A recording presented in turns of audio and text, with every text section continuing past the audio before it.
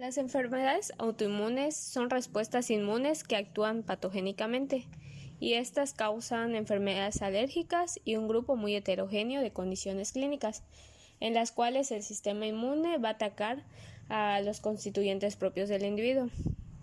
Las enfermedades autoinmunes son patologías de gran complejidad clínica, difícil diagnóstico y complejo tratamiento. En el origen de estas enfermedades van a participar múltiples factores que van a influir entre sí para dar origen a cada una de las patologías autoinmunes conocidas, ya sean estas organoespecíficas o sistémicas. Para considerar si son organoespecíficas o sistémicas, van a depender del tipo y de la ubicación del blanco antigénico involucrado. Entre estos elementos se van a incluir la pérdida de mecanismos de tolerancia, factores de susceptibilidad genética como pueden ser los polimorfismos HLA, los genes no HLA y mecanismos epigenéticos. También se encuentran los factores ambientales que engloban a los agentes vivos de la enfermedad, a los agentes inorgánicos, hormonas y otros. Y por último tenemos a los factores inmunológicos, que dentro de estos se encuentran los linfocitos reguladores, citoquinas y moléculas coestimuladoras. Para la identificación de estos factores se va a permitir mejorar el conocimiento de los variados mecanismos que median estas complejas enfermedades, facilitando no solo el entendimiento de la etiología, sino también van a permitir que se perfeccionen las herramientas terapéuticas para enfrentarlas. El síndrome de Sjögren es una enfermedad autoinmune caracterizada por la infiltración de los linfocitos T a nivel de las glándulas exócrinas. Esta infiltración va a originar una destrucción de las glándulas exócrinas y la aparición de sintomatología relacionada con la sequedad de las mucosas infiltradas. Además, también se ha visto que hasta un tercio de los pacientes pueden presentar diferentes manifestaciones extraglandulares más activas y graves que las glandulares. La frecuencia de este síndrome oscila entre el 0.5 al 3% y va a predominar en el sexo femenino. La edad de aparición más frecuente es en jóvenes que tienen alrededor de 30 años y en mujeres posmenopáusicas. Se trata probablemente de una enfermedad autoinmune más frecuente.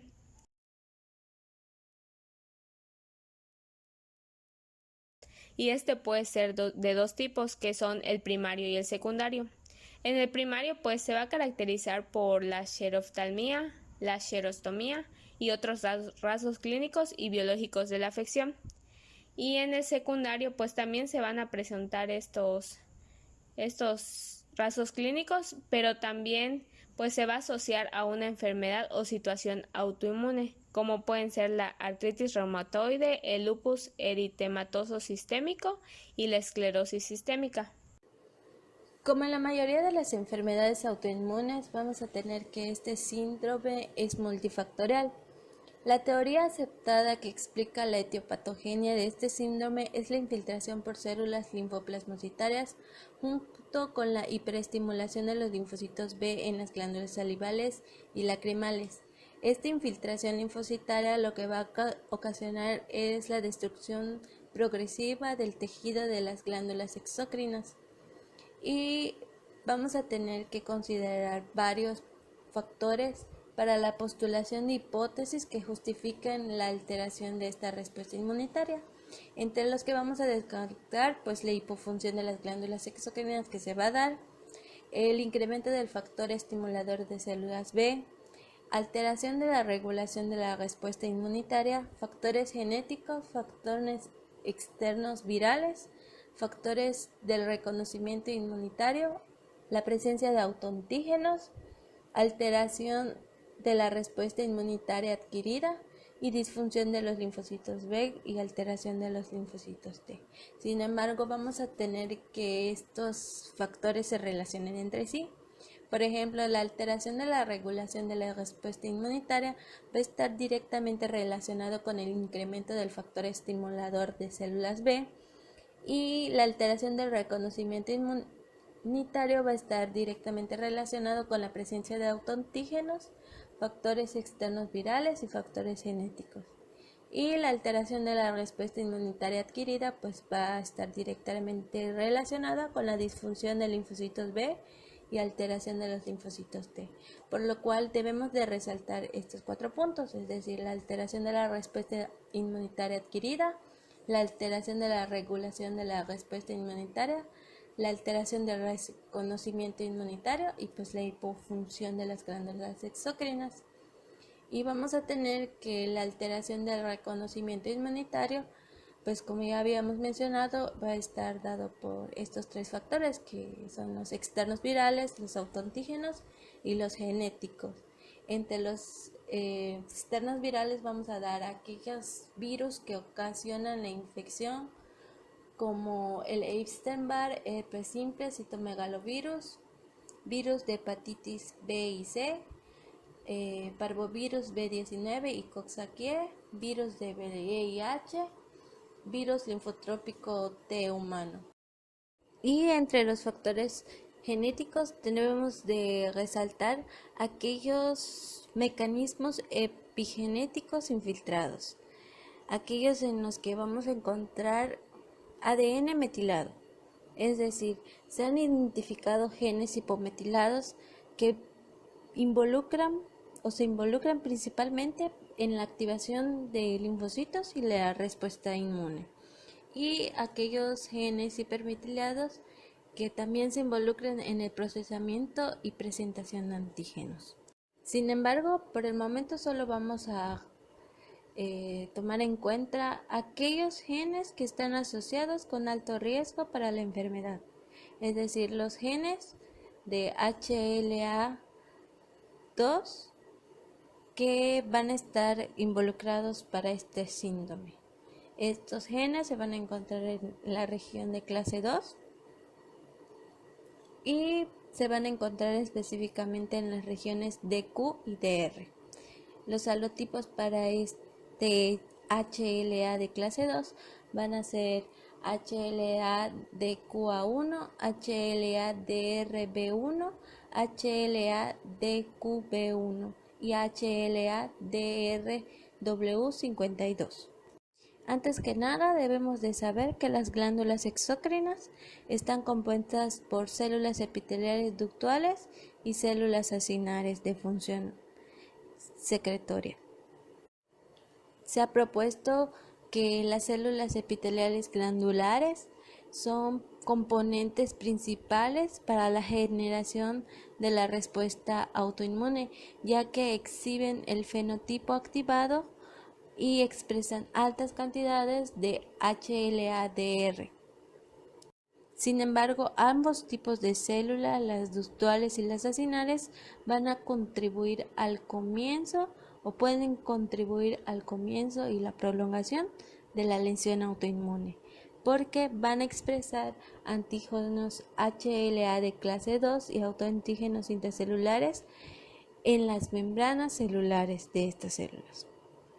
Entonces también vamos a involucrar algunos receptores tipo TOL que se pueden encontrar en las membranas, principalmente el TLR3, el TLR7 y el TLR9, que van a prolongar la respuesta autoinmune. Es decir, que la presencia de estos receptores van a permitir la activación de los linfocitos T, lo que va a ocasionar la alteración de la regulación de la respuesta inmunitaria y la alteración de la respuesta inmunitaria adquirida.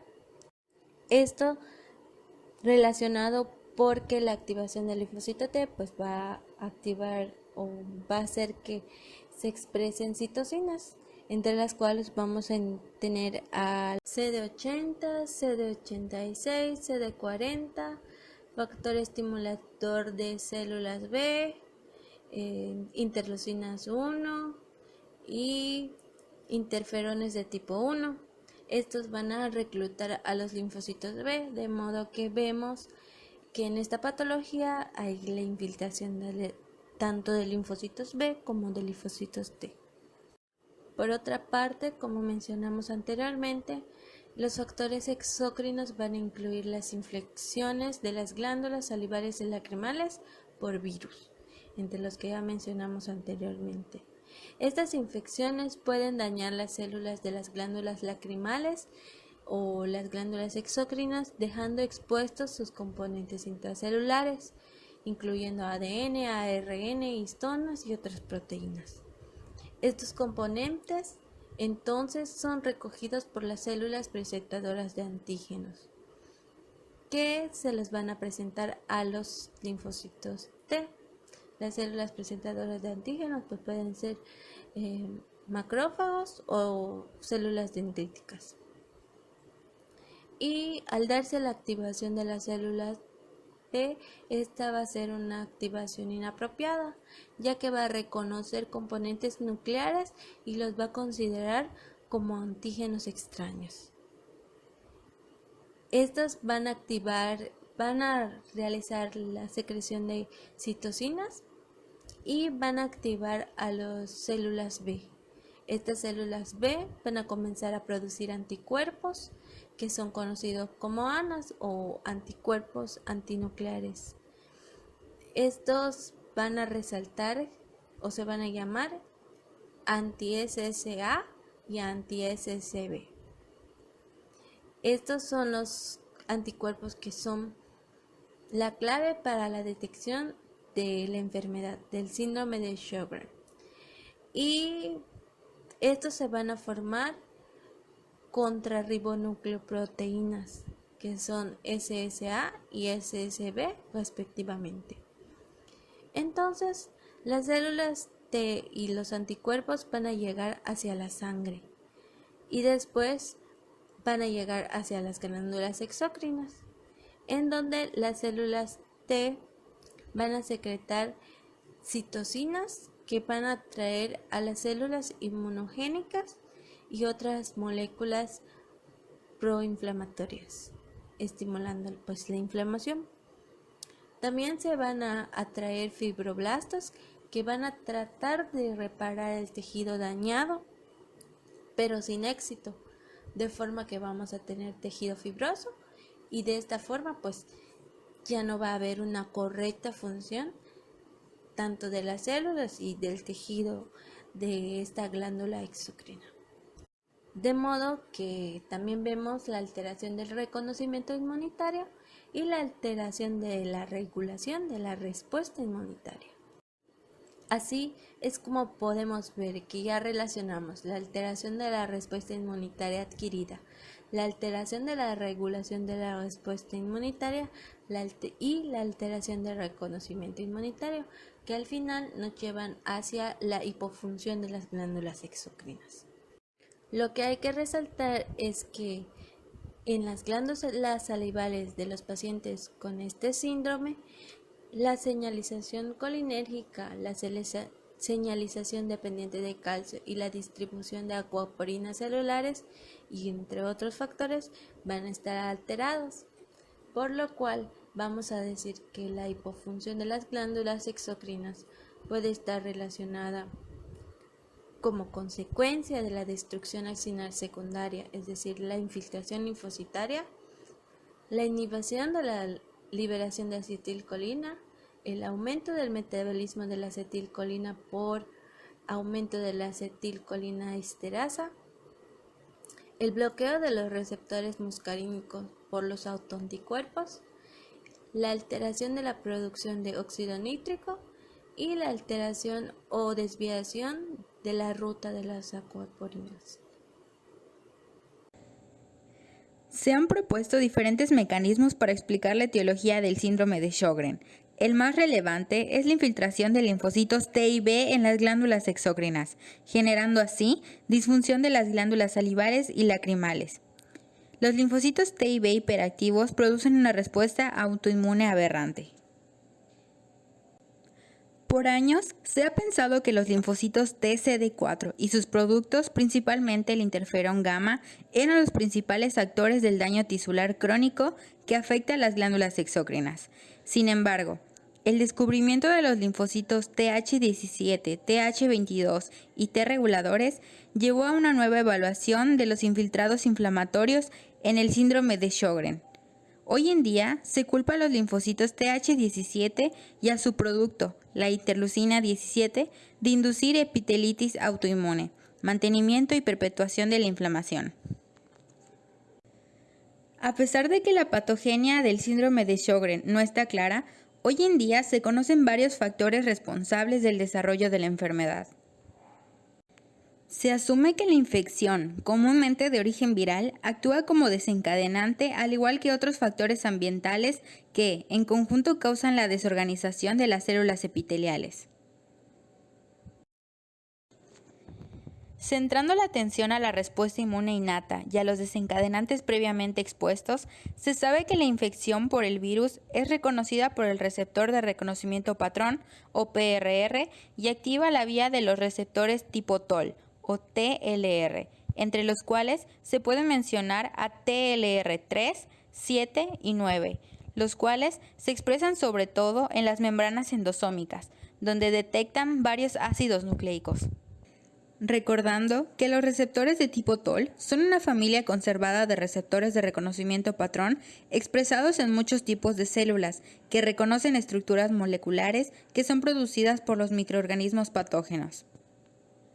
Así, las vías de transmisión de señales se inician con la unión del ligando a los TLR endosomales. Luego, se reclutan proteínas adaptadoras y proteínas quinasas. TLR3 usa la proteína adaptadora TRID y activa los factores de transcripción IRF3 y 7. Por otro lado, los TLR7 y 9 del endosoma usan MID88 y activan NF-κB e IRF7.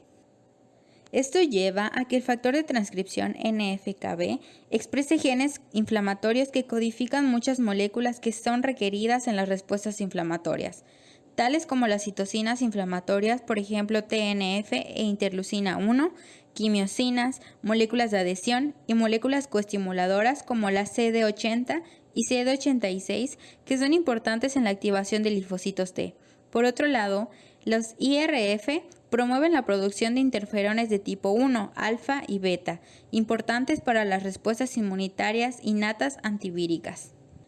Después de la activación, los TLR de la respuesta inmune innata y la apoptosis celular estimulan células como las células dendríticas plasmocíticas, que producen altos niveles de interferón y estimuladores de la producción de BAF por las células epiteliales, monocitos, neutrófilos y células dendríticas, que estimulan la proliferación y diferenciación de las células B. También se sugiere que la apoptosis de células glandulares desencadenada por una infección viral conduce el daño progresivo de las glándulas y su disfunción con secreción reducida y la aparición de síntomas clínicos clásicos del síndrome de Sjögren. En cuanto a las manifestaciones clínicas, se van a dividir en manifestaciones glandulares y extraglandulares. En el caso de las glandulares, la afectación de las glándulas exócrinas se manifiesta fundamentalmente por la xeroftalmía, xerostomía, tumefacción de glándulas salivales mayores y afectación de otras glándulas exócrinas, que pueden ser a nivel cutáneo, faríngeo, entre otras. En el caso de la sequedad ocular, conocida como xeroftalmía, esta va a afectar del 5 al 17% de la población adulta, y los signos y síntomas más frecuentes van a ser la sequedad y disminución del lagrimeo, prurito, sensación de cuerpo extraño, hiperemia de la conjuntiva y fotofobia. Se va a producir una disminución del flujo lacrimal, alteración de la composición de la lágrima, inestabilidad de la capa lacrimal, y todo ello conduciendo a una lesión del epitelio ocular, y como consecuencia va a aumentar el riesgo de sufrir infecciones bacterianas y va a producir úlceras corneales. En la sequedad oral, que es conocida como la xerostomía, esta pues va a haber afectación de las glándulas salivales mayores y menores con disminución del flujo salival. Va a afectar a la calidad de vida de los pacientes, dificultando actividades básicas como pueden ser masticar, deglutir y hablar. Existe tendencia también a la fisuración y ulceración de las mucosas, produciendo como consecuencia una intolerancia a las prótesis dentales. Además, al disminuir la capacidad antimicrobiana de la saliva, pues va a aumentar el riesgo de sufrir infecciones orales oportunistas como pueden ser la candidiasis oral y va a existir una predisposición a caries y enfermedad periodontal.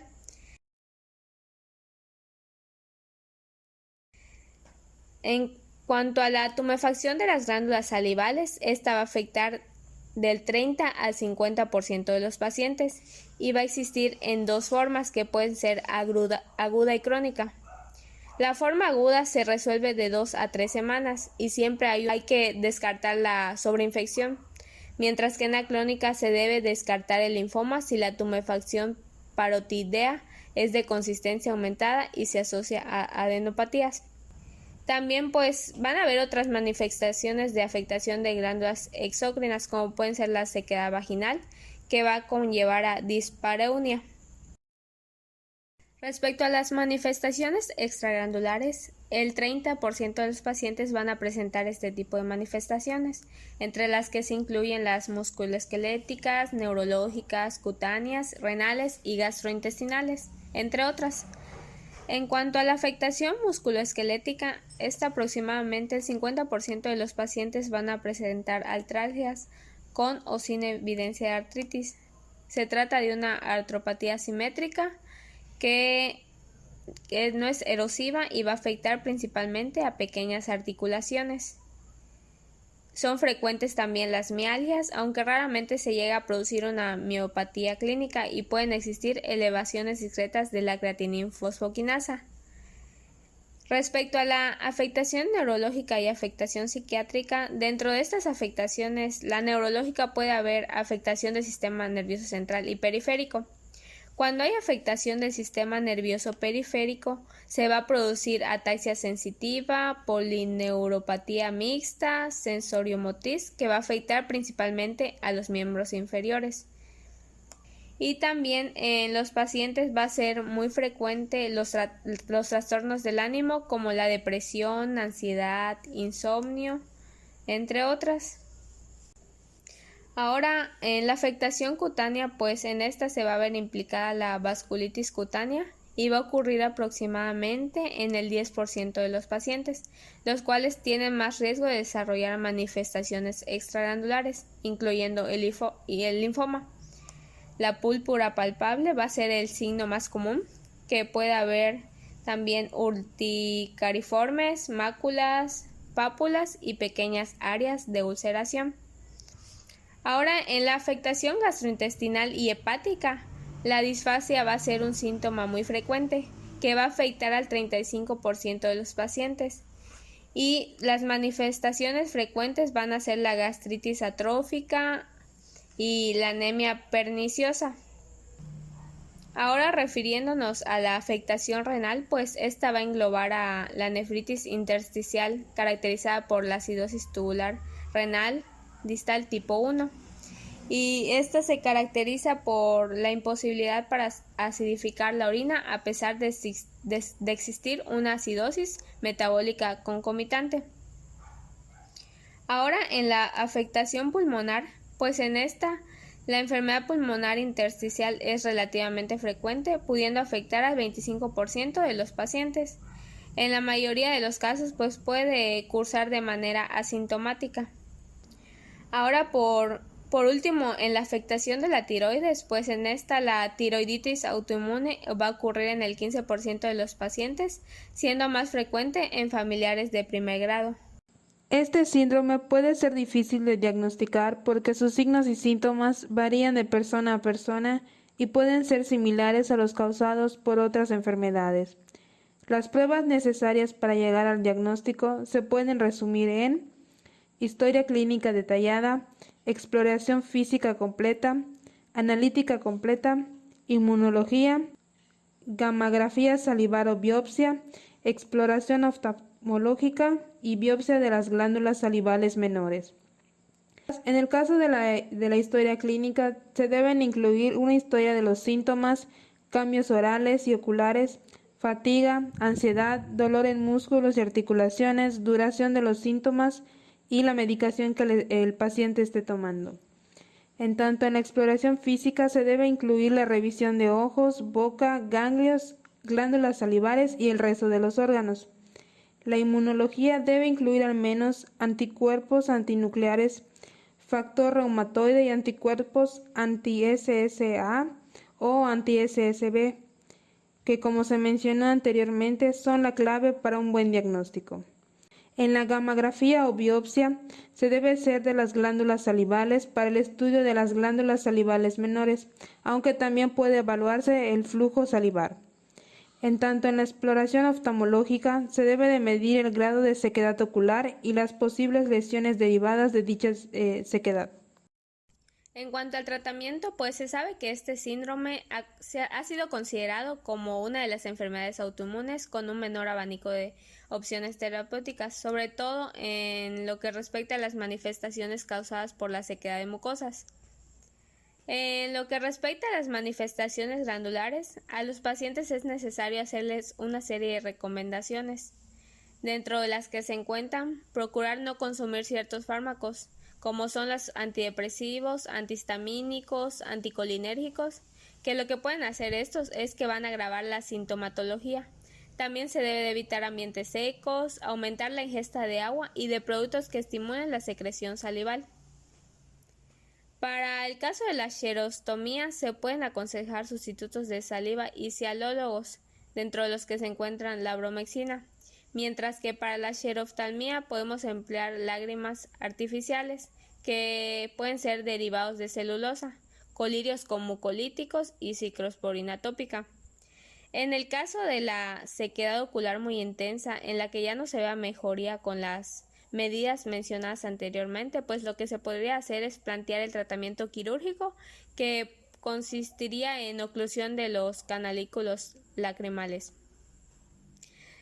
Para los agonistas muscarínicos, pues en la actualidad se dispone de agonistas muscarínicos como pueden ser la pilocarpina y la cevimelina, que van a estimular la secreción acuosa en pacientes sin gran atrofia glandular.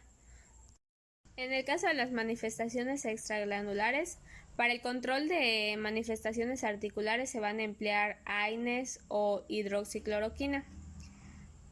También para la vasculitis leucocitoclástica, pues se puede emplear esteroides o hidroxicloroquina.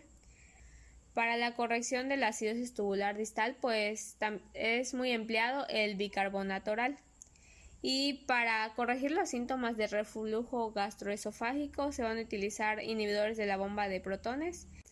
En la afectación neurológica grave, pues se van a emplear dosis altas de esteroides, y si no hay respuesta, pues se pueden emplear inmunosupresores o gamma globulina intravenosa. Y respecto a las terapias biológicas, pues estas se emplean rituximab, que es uno de los tratamientos con mayores expectativas en pacientes con sintomatología grave.